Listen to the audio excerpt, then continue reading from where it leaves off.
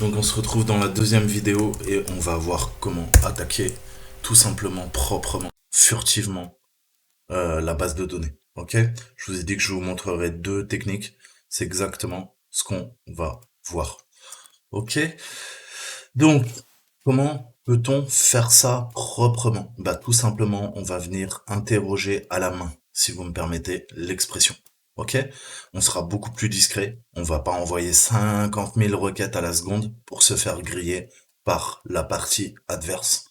Le but du hacking, c'est d'être furtif, comme un bombardier B2 Spirit. Ok? Donc on va être ce bombardier furtif.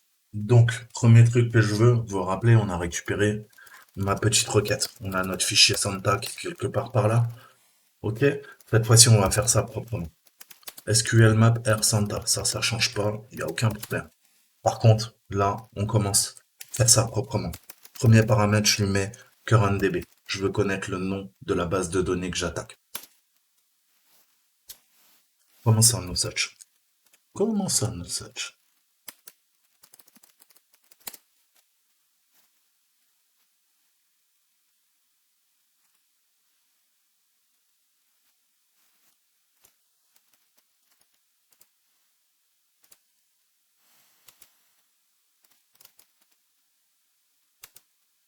Oups, pardon.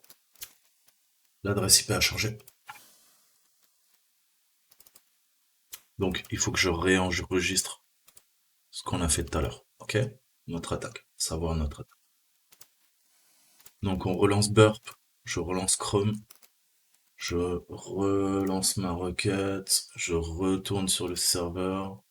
Ok. Hop, hop, hop, hop, hop, hop, hop, hop, hop, hop.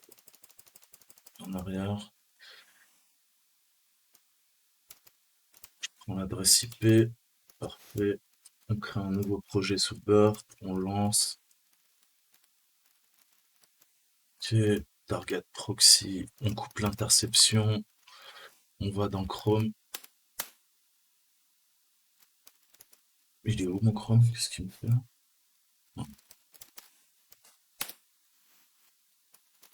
Ok, là j'intercepte. Hop, je fais un test. Donc Toto qui travaille à la NSA. Ok, c'est intercepté. Maintenant je prends tout ça, je la sauvegarde à la place de mon Santa. Parfait. Et là, on est reparti.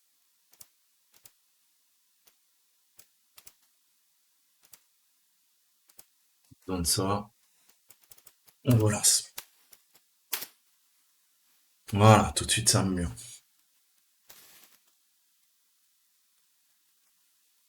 Donc il nous dit qu'on peut même faire des injections XSS, Cross-Site Scripting. Ok? Ça va pas être le but aujourd'hui. Le but, c'est de connaître sur quelle base de données je dois travailler. Ok? Donc je vais lui dire oui.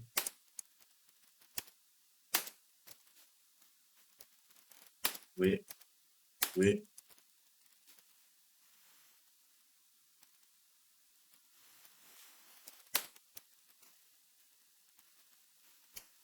Donc là, je teste tous les types d'injections.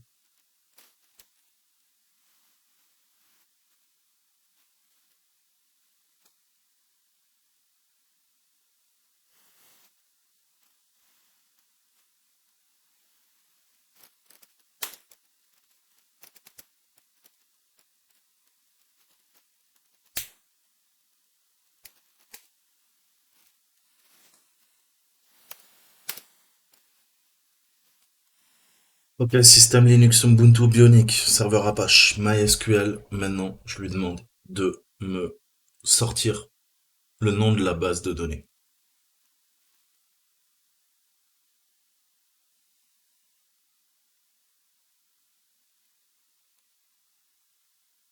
Donc là, vous voyez que déjà le nombre de requêtes, il est beaucoup plus succinct comparé à l'attaque de force brute qu'on s'est lancée tout à l'heure. Il est en train de la découvrir. Moi, je connais déjà à l'avance. Elle s'appelle Social. Ok. Là, il va nous sortir un petit i. Après, il va nous sortir un petit a. Et après, un petit l.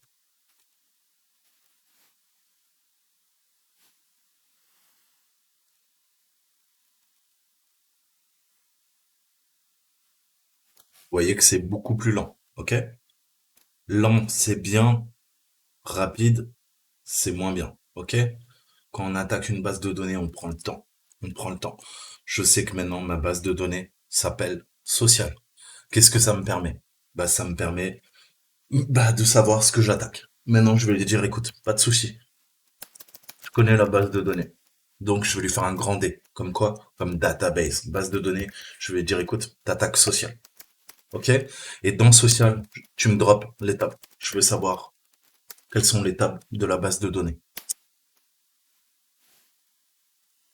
Voilà. Il commence. L'analyse stochastique et statistique à partir d'attaques temporelles. Je vais lui dire oui.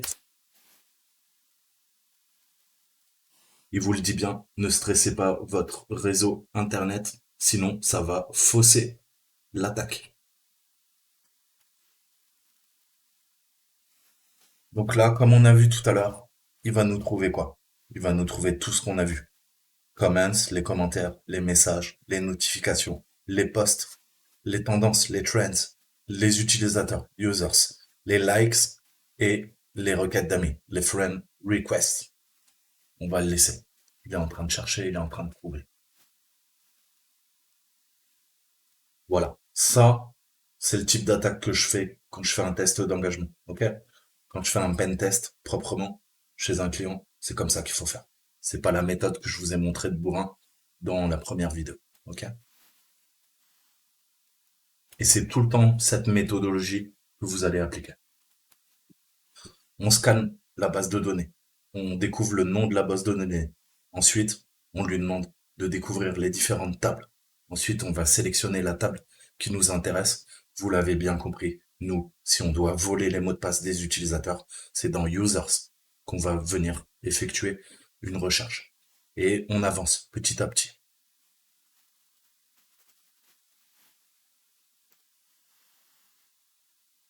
Comme je vous ai dit, faut être patient. Donc, pareil, hein. Vous attaquez une entreprise, peut y avoir des centaines de tables. OK? Eh ben, ça va prendre des heures à scanner la base de données avant de savoir ce que vous pouvez exfiltrer comme information. Donc, si vous êtes pressé, je sais pas, changez de métier, faites autre chose. En fait. Le hacking, c'est pas fait pour vous. Le hacking, c'est basé sur l'intelligence, la patience, la connaissance.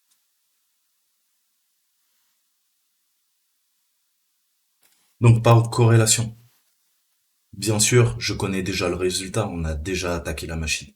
Mais qu'est-ce que je peux en déduire? Dans une base de données qui gère la connexion, une mire de connexion, on a une adresse mail, on a un mot de passe et on a quoi? Un nom d'utilisateur pour associer l'adresse mail et le mot de passe. Donc, qu'est-ce que je vais lui dire? Une fois qu'il m'aura trouvé la table users, je vais lui dire dans la table user, tu vas aller requêter en SQL et je veux que tu me sortes le nom d'utilisateur, le mail et son mot de passe. Ça, pour tous les utilisateurs, tu me dump all. Tu fais un dump. OK? Dump que j'appelle un drop, mais après c'est comme vous voulez. Après, je vous ai dit, attention, un drop en SQL, vous effacez. Hein. Donc on va parler de dump.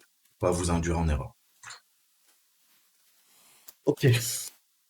Donc, cet attaque se fait de façon séquentielle. Séquentiellement, on va venir attaquer. Tiens, j'ai mes 8 tables. Parfait. Qu'est-ce que j'ai fait? J'ai fait ça. Je lui ai dit les tables. Maintenant, je la connais, la table. Donc, la table, maintenant, ça devient un grand T. Et je lui dis quoi? Bah, c'est dans Users que tu vas chercher. OK? Et par rapport au site, hein, par rapport à la logique, hein, la fonction, métier, tout ça, je sais que, bah, on a besoin de, je vais lui dire, tu vas aller me chercher là-dedans, hein. Je veux que tu me cherches les colonnes username. OK? Je veux que tu me cherches les emails. OK? Et je veux que tu me cherches quoi? Les passwords. Vous remarquerez la syntaxe, il n'y a pas d'espace. Si vous mettez un espace, ça va bugger. OK? Username, virgule, email, virgule, password. Et je lui dis quoi? Bah, tu me fais un dump, s'il te plaît.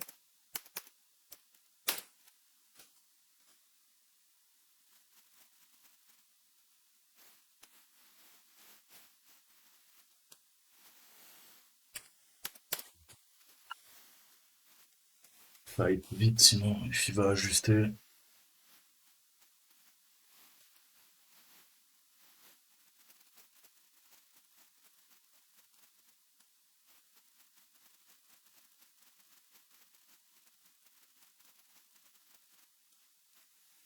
Allez mon gars, tu peux le faire. Et vous allez voir que, bah, tout simplement, on va tomber sur les résultats de tout à l'heure. Ok?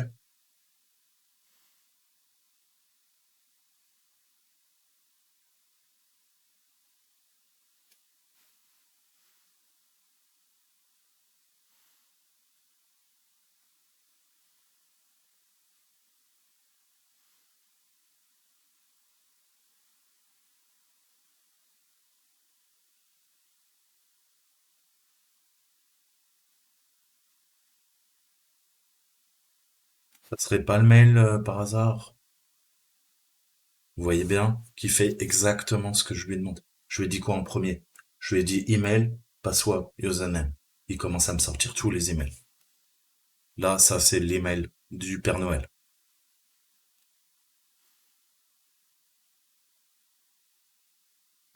Bon, je recommence parce que c'est extrêmement long et j'ai d'autres chats à fouetter. Donc là, je lui demande quoi? Que les passoires. Ok? Ça ira un petit peu plus vite.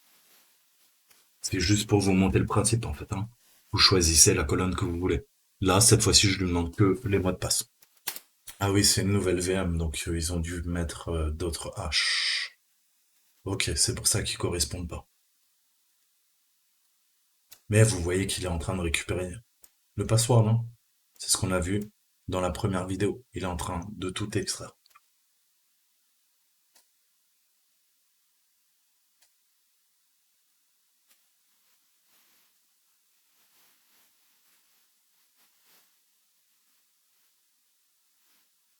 Donc voilà une technique hein, pour faire proprement et vous enverrez beaucoup moins de requêtes, vous serez beaucoup plus furtif et après vous avez un paquet d'arguments, de flags, de switch à utiliser avec SQL Map.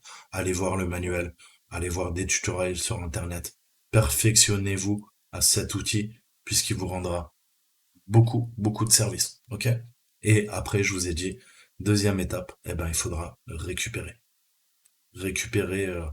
toute la technique, la connaissance pour pouvoir faire à la main soi-même des attaques, ok? 2, 2, 3, CB4, DF4, ok? Vous voyez qu'il nous récupère. Il commence à nous récupérer tout ça, ok? Donc on voit bien qu'il va nous dropper là tous les hash qu'on va pouvoir craquer ensuite avec H4, avec John the Ripper, ce que vous voulez. Mais c'est la version propre, c'était comment faire ça proprement. Pas la version brute force, bourrin, où on va tout tester. Ok? Même si c'est beaucoup plus rapide, là vous serez beaucoup plus discret. Ok? Plus c'est lent, plus c'est discret. Plus c'est rapide, plus vous vous ferez griller. Ok? C'est aussi simple que ça. Voilà, bah, je vous dis à très bientôt. J'espère que vous avez kiffé. On va pas attendre la fin. Je pense que vous avez parfaitement compris le concept maintenant. Je vous dis à très bientôt. Ciao, ciao.